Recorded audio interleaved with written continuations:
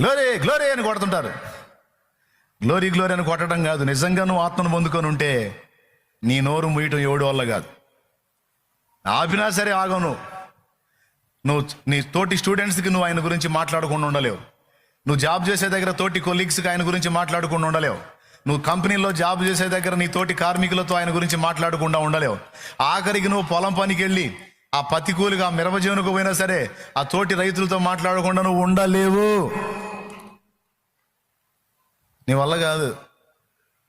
వాళ్ళు అంటుంటారు, ఏమమ్మా ఎప్పుడు నోరు తెరిసినా ఇక యేసు ప్రభు వ్యవహారం తప్ప ఇంక రెండోది రాదా నీకు? పిచ్చోళ్ళని చూసాం కానీ ఎంత పిచ్చోళ్ళని ఆడ చూడలే.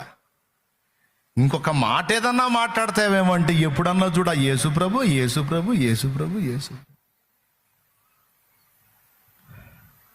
మరి అంతకంటే విలువైన మాటలు ఇంక ప్రపంచంలో ఏమున్నాయి చెప్పు?